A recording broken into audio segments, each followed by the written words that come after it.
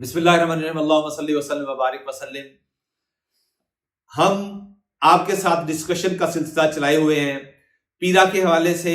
Punjab enforcement regulatory act 2024 chapter wise हम ये series of videos आपके साथ शेयर कर रहे हैं। अब इस वीडियो में आप chapter number 6 Punjab enforcement regulatory act 2024 है, उसका सेक्शन जो चैप्टर 6 है वो क्या कहता है। मेरे साथ तशरीफ रखते हैं नज़ीर साहब, माशाल्लाह पीपीएससी सिलेक्टेड हैं और पीरा के लिए एनफोर्समेंट ऑफिसर के एस्पिरेंट्स भी हैं।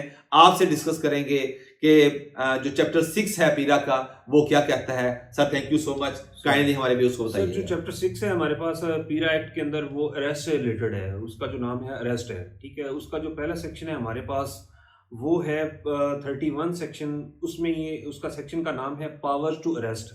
यानी कि पीरा जो अथॉरिटी है, जो यानी कि डिपार्टमेंट है, जो हमारे पास इन्फोर्समेंट स्टेशन है, उनको ये अथॉरिटी दी गई है कि वो अरेस्ट भी कर सकते हैं, ठीक है। अब वो अरेस्ट कर सकते हैं यानी कि हमारे पास जो ऑफेंसेस होते हैं उसकी बुनियाद पर अरेस्ट किया जाता है, ठीक है। ऑफेंसेस हमारे पास दो तरह के होते हैं, कॉग्निजेबल और नॉन कॉग्निजेबल, बिल्कुल ठीक है। इसको आप एक्सप्लेन कर दें कि कॉग्निजेबल और नॉन कॉग्निजेबल ऑफेंसेस कौन से होते हैं जिनकी बुनियाद पर अरेस्ट किया जा सकता है। बड़ा इंपॉर्टेंट पॉइंट जिसकी तरफ आपने तवज्जो मबजूल करवाई है। डियर व्यूअर्स, ऑफेंसेस उनकी कॉग्निजेंस के हवाले से दो तरह के होते हैं। जब हम उनके क्वांटम ऑफ पनिशमेंट को देखते हैं तो हमारे पास तीन तरह के ऑफेंसेस आ जाते हैं। अगर मैं बात करूं कॉग्निजेंस के हवाले से, हमारे पास टू टाइप्स ऑफ ऑफेंसेस आ जाते हैं, कॉग्निजेबल और नॉन कॉग्निजेबल। जो हमारे पास क्रिमिनल प्रोसीजर कोड है वो ये बताता है, उसका सेक्शन 2 कि कौन कौन से ऑफेंसेस कॉग्निजेबल हैं, कॉग्निजेबल किसे कहते हैं और नॉन कॉग्निजेबल किसे कहते हैं। मैं आपसे डिस्कस करूंगा कॉग्निजेबल वो ऑफेंस होता है जिसमें लोकल पुलिस या जिसमें एनफोर्समेंट ऑफिसर, अगर हम पीरा की बात करें, या जिसमें एनफोर्समेंट ऑफिसर या investigating officer without seeking permission from the इलाका मजिस्ट्रेट कंसर्न, अदालत से इजाजत लिए बगैर जब ऑफेंडर को गिरफ्तार कर सकता है तो हम उसको कहते हैं कॉग्निजेबल ऑफेंस। और ऐसे ऑफेंसेस जिसका मुर्तकिब हमने उसको पकड़ना है, उसको अरेस्ट करना है, तो अरेस्ट करने से पहले हमें इलाका मजिस्ट्रेट मुतलका की इजाजत लेनी जरूरी है। हम उसको उसके इजाजत के बगैर गिरफ्तार नहीं कर सकते, वो नॉन कॉग्निजेबल होता है। दोनों का अगर उर्दू में बात करें तो कॉग्निजेबल ऑफेंस यानी काबिल दस्तंदाजी पुलिस, जिनमें पुलिस दस्तंदाजी कर सकती है बगैर इजाजत लिए इलाका मजिस्ट्रेट से, और नाकाबिले दस्तंदाजी जिसमें पुलिस इलाका मजिस्ट्रेट से इजाजत लिए बगैर गिरफ्तार नहीं कर सकती, उनको हम नॉन कॉग्निजेबल बोलते हैं। ये थे वो ऑफेंसेस जिनकी बुनियाद पर पुलिस या एनफोर्समेंट ऑफिसर या इन्वेस्टिगेटिंग ऑफिसर इस चैप्टर के मुताबिक अरेस्ट को यकीनी बनाएगा। जी अच्छा सर, इसमें जो कॉग्निजेबल ऑफेंस में हमने ये तो देखा कि अरेस्ट कर सकती है police without seeking permission from इलाका मजिस्ट्रेट। यस। दूसरा इसमें यह है कि क्या एफआईआर भी विदाउट सीकिंग परमिशन वो दे सकती है? यस, 110% आपने सही कहा कि विदाउट सीकिंग परमिशन एफआईआर ही फर्स्ट स्टेप है जो कानून को हरकत में लेके आता है। एफआईआर क्या है? फर्स्ट इंफॉर्मेशन रिपोर्ट, इब्तदाई इतलाई रिपोर्ट, यानी वो पहला document which sets the law into motion. कानून को हरकत में लेके आने वाला जो सबसे पहला डॉक्यूमेंट मर्ज़ वजूद में आता है वो एफआईआर कहलाती है। अब जब आपके पास कंप्लेंट आई, एफआईआर हो गई, आप उसको देखते हैं कि उसने वो ऑफेंस कमिट किया है जो कॉग्निजेबल है, काबिल दस्तंदाजी पुलिस है। जैसे मैंने अर्ज किया कि आप उस ऑफेंस में जिसकी एफआईआर हुई है उसमें आप इलाका मजिस्ट्रेट की इजाजत के बगैर उसको गिरफ्तार कर सकते हैं, तो आप गिरफ्तारी को यकीनी बनाएंगे। एफआईआर का हो जाना इस चीज की गुमाजी करता है कि आप बगैर उसकी परमिशन के आप गिरफ्तार कर सकते हैं। सर जी अच्छा सर, जो हमारे पास एफआईआर है वो सीआरपीसी का जो सेक्शन है 154 है, Yes, वो एक्सप्लेन करता है। हाँ जी, इसको भी थोड़ा सा एक्सप्लेन कर दें कि एफआईआर के कॉलम कितने होते हैं, 154 क्या कहता है? बिल्कुल ठीक है। हमारे पास एफआईआर इब्तदाई इतलाई रिपोर्ट का जो ज़ाब्ता सामने आता है, क्रिमिनल प्रोसीजर कोड यानी ज़ाब्ता फौजदारी का सेक्शन 154 है, जो बताता है कि फर्स्ट इंफॉर्मेशन रिपोर्ट किस तरह रिकॉर्ड की जाती है, उसका पैटर्न क्या है। ये अंग्रेज ने सबसे पहले, हमारे पास पुलिस एक्ट 1861 आता है, उसके बाद हमारे पास पुलिस रूल्स 1934 आते हैं, उसके बाद हमारे पास क्रिमिनल प्रोसीजर कोड आता है, जिसके अंदर यह वाजे कर दिया जाता है कि फर्स्ट इंफॉर्मेशन रिपोर्ट को आपने किस तरह प्रोसीड करना है।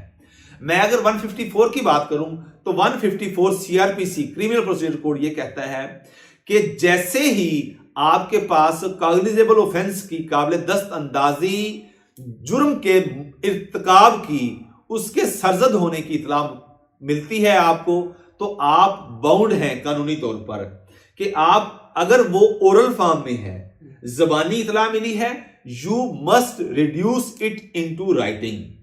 आप उसको तहरीरी तौर पर लेके आएंगे और फिर उस पैटर्न में जो 154 154 ज़ाब्ता फौजदारी और 24(5)(1) 24 चैप्टर पुलिस रूल का, उसका फिकरा 5(1) के अंदर ये पैटर्न वाजे कर दिया कि इस फॉर्मेट में जो चीज होगी उसको एफआईआर कहा जाएगा। किसी सादा कागज को हम एफआईआर नहीं कह सकते। जो 24(5)(1) के अंदर पैटर्न दिया हुआ है, जिसके 6 कॉलम होते हैं, जिसके अंदर तारीख व वक्त वकूआ से लेकर तारीख व वक्त रिपोर्ट, उसके अलावा मुस्तगीस का नाम, सुकूनत, वल्दियत, सुकूनत सारी आ जाएगी, जिसने इतला दहिंदा का नाम है। उसके बाद थाने के अंदर रिपोर्ट कब हुआ है, उसके बाद जुर्म कौन सा है जो उसने ऑफेंस किया है, फिर जाय वकूआ का थाने से फासला कितना है, फिर नुकसान कितना हुआ है, फिर तारीख व वक्त वकूआ आ जाएगा। यानी ये तारीख व वक्त वकूआ और तारीख व वक्त रिपोर्ट, इसको सामने रखते हुए नीचे एक और कलम दिया गया कि जाय वकूआ का थाने से फासला कितना है, ताकि इसको जब इन्वेस्टिगेशन हमने अमल में लानी है तो हम एस्टेब्लिश कर सकें कि ये चीजें कहीं डेलिब्रेटेड तो नहीं है, कहीं आपका सेकंड थॉट तो नहीं था इस मुस्तगीस का, कंप्लेनेंट का। तो ये वो कॉलम है जो टोटल 6 होते हैं, जिनके अंदर यही सारी चीजें बयान की होती हैं। और एफआईआर का दर्ज हो जाना इस चीज की गवाजी नहीं करता कि ऑफेंस का इर्तिकाब हुआ है। जस्ट वो एक इब्तदाई इतलाई रिपोर्ट होती है जो कानून को हरकत में लेके आती है। 24(5)(1) उसका पैटर्न डिफाइन करता है और 154 के अंदर बताया जाता है कि आपने एफआईआर की शक्ल में, जब आपके पास कॉग्निजेबल ऑफेंस काबिल दस्तंदाजी जुर्म की इतला आती है, तो आपने उसको प्रोसीड कैसे करना है। अगर आपके पास अगला माइंड में क्वेश्चन आता है कि अगर आपके पास इतला ही ना काबिल दस्तंदाजी, ये नॉन कॉग्निजेबल ऑफेंस की आई है, तो उससे अगला सेक्शन है 155। वो ये कहता है कि अब आप उसकी एफआईआर नहीं देंगे, आप जस्ट एक रपट लिखेंगे, रिपोर्ट अपने रोजनामचा के अंदर, जो हमारे पास रजिस्टर नंबर 2 है, पुलिस स्टेशन के अंदर रजिस्टर नंबर 2 जो होता है उसको रजिस्टर रोजनामचा कहते हैं, जिसके अंदर आप उसकी इतला को दर्ज करेंगे जो आपके पास इंफॉर्मेशन आई है, और वो कॉपी रपट उसे दे देंगे, जाके आप कोर्ट में पेश करें और वहां से इजाजत लेके आए। और जब वो आपके पास इजाजत आ जाएगी तो आप उसको ऐसे ही ट्रीट करेंगे जैसे कॉग्निजेबल ऑफेंस को ट्रीट करते हैं। ये है दी 155 जो आपको ना कॉग्निजेबल ऑफेंस, और 154 जो आपको कॉग्निजेबल ऑफेंस के बारे में जरा आपके सामने एक्सप्लेन करता है कि किस तरह आपने प्रोसीड करना है। जी, उसके अलावा अरेस्ट को कैसे आगे लेके चलना है वो आप जरा काइंडली बताइए। अच्छा सर, इसमें जो सेक्शन 32 है हमारे पास, वो एक्सप्लेन करता है कि प्रोसीजर आफ्टर अरेस्ट, ठीक है, वो इसको एक्सप्लेन करता है। तो काइंडली आप इसको एक्सप्लेन कर दें कि प्रोसीजर आफ्टर अरेस्ट किस तरह होता है, कैसे वर्क करता है। याद रखिएगा कि जब एफआईआर हो जाती है रजिस्टर्ड, ये स्पेशल लॉ है, पंजाब एनफोर्समेंट रेगुलेटरी अथॉरिटी 2024 एक स्पेशल लॉ है। जो सीआरपीसी है वो जनरल लॉ है। स्पेशल लॉ एक स्पेशल पर्पस के लिए एनफोर्स किया जाता है, और जब इन दोनों लॉज के अंदर अगर कहीं ना कहीं जाके कंट्रोवर्सी आ जाती है तो ये once and for all clear हो जाना चाहिए कि स्पेशल लॉ प्रीवेल करता है। अब इसी स्पेशल लॉ ने ही ये कह दिया कि arrest, cognizable, non cognizable, how to make arrest and the procedure of post arrest, ये सारी चीजें की रोशनी, गाइडेंस हमें जनरल लॉ से ही, यानी सीआरपीसी के अंदर से ही मिलती है। सीआरपीसी का सेक्शन हमारे सामने आता है 46 सेक्शन। वो कहता है कि how to make arrest, arrest को आपने किस तरह यकीनी बनाना है। जैसे ही आप थाने से, जो आपका एनफोर्समेंट स्टेशन है, वहां से निकले हैं अपने स्क्वाड के साथ, सार्जेंट्स के साथ, आपने ऑफेंडर्स को पकड़ा है, याद रखिएगा कि ऑफेंडर्स को इतनी ही आप फोर्स लगाएंगे जितनी वो रेजिस्टेंस करेगा। अगर उसने अपने आप को सरेंडर कर दिया तो आप उससे ज्यादा आप उस फोर्स नहीं लगाएंगे, क्योंकि उसका तकद्दुस, उसकी डिग्निटी को आपने हर सूरत में इंश्योर करना है। कॉन्स्टिट्यूशन की बात करें, कॉन्स्टिट्यूशन के अंदर फंडामेंटल राइट्स में से जो 8 से 28 चैप्टर 2 है, उनमें से जो आर्टिकल 14 है बहुत इंपॉर्टेंट है। वो कहता है कि dignity of man is inviolable. उसने ऑफेंस किया है, ये एक अलग चीज है, वो इंसान है, उसका तकद्दुस आप being the member of law enforcement agency किसी सूरत पर माल नहीं कर सकते। आप उतनी फोर्स लगाएंगे जितनी वो रेजिस्टेंस शो करेगा। अगर उसने अपनी बॉडी को सरेंडर कर दिया है तो आप उसको हैंडकफ्स भी नहीं लगा सकते। अब कानून कहता है 61 के अंदर कि जैसे ही आपने किसी को अरेस्ट किया है विद इन 24 आवर्स आप उस शख्स को इलाका मजिस्ट्रेट के सामने थ्रू प्रोसिक्यूटर पेश करेंगे। आप जब पेश करेंगे आप बताएंगे जी ये हमारे पास FIR रजिस्टर्ड हुई है, FIR के बाद हमने इसको अरेस्ट किया है, अभी 24 आवर्स नहीं गुजरे, हमने आपके सामने प्रोड्यूस कर दिया है, इस बंदे से हमने ये रिकवरी लेनी है, ये चीजें अभी रिकवर करनी है, हमें इसका फिजिकल रिमांड दिया जाए। रिमांड का मतलब होता है कि to hand over the body, physically जिस्मानी तौर पर इसको आप हमारे हवाले करें ताकि हम 100 चीज से रिकवर करें। तो कोर्ट फिर उस चीज को आपके उस इस्तदा को, रिक्वेस्ट को जस्टिफाइड जानते हुए वो 2 दिन का, 3 दिन का, 1 दिन का आपको रिमांड दे देती है, यानी आप उसकी बॉडी आपके हवाले कर देती है। अब ड्यूरिंग फिजिकल रिमांड आप उसकी इन्वेस्टिगेशन को कंटिन्यू करेंगे, आपने जो चीजें रिकवर करनी है वो रिकवर करेंगे।